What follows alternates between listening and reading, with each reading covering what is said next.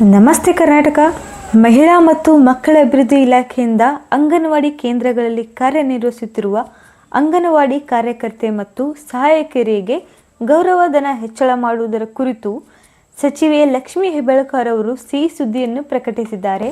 ಅಂಗನವಾಡಿ ಕಾರ್ಯಕರ್ತೆಯರಿಗೆ ಗೌರವಧನ ಹೆಚ್ಚಳ ಮಾಡುವ ಸಂಬಂಧ ಕಳೆದ ಅನೇಕ ವರ್ಷಗಳಿಂದ ಪ್ರತಿಭಟನೆ ಮಾಡಿಕೊಂಡು ಬರುತ್ತಿದ್ದು, ರಾಜ್ಯ ಸರ್ಕಾರವು ಈ ನಿಟ್ಟಿನಲ್ಲಿ ಸೂಕ್ತ ಕ್ರಮವನ್ನು ಕೈಗೊಳ್ಳಲಿದೆ.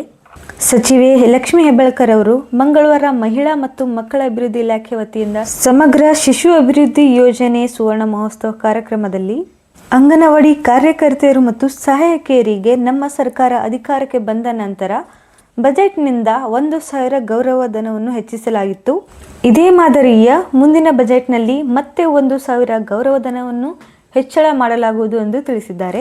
ಅಂಗನವಾಡಿ ಕಾರ್ಯಕರ್ತೆಯರಿಗೆ ಗೌರವಧನವನ್ನು ಇನ್ನೂ 1,000 ಹೆಚ್ಚಿಸಲಾಗುವುದು. ಈ ಮೊದಲು 2017ರಲ್ಲಿ 2,000 ಗೌರವಧನವನ್ನು ಏರಿಸಲಾಗಿತ್ತು. ಈ ಬಾರಿಯೂ ನಮ್ಮ ಸರ್ಕಾರ ಅಧಿಕಾರಕ್ಕೆ ಬಂದ ಮೇಲೆ 1,000 ಹೆಚ್ಚಿಸಿದ್ದೇವೆ.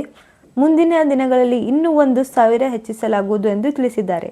ಇನ್ನೂ ಹೆಚ್ಚಿನ ಮಾಹಿತಿಯನ್ನು ಪಡೆದುಕೊಳ್ಳಲು ನಮ್ಮ ಈ ಚಾನೆಲ್ಗೆ ಸಬ್ಸ್ಕ್ರೈಬ್ ಮಾಡಿ ಮತ್ತು ಶೇರ್ ಮಾಡಿ.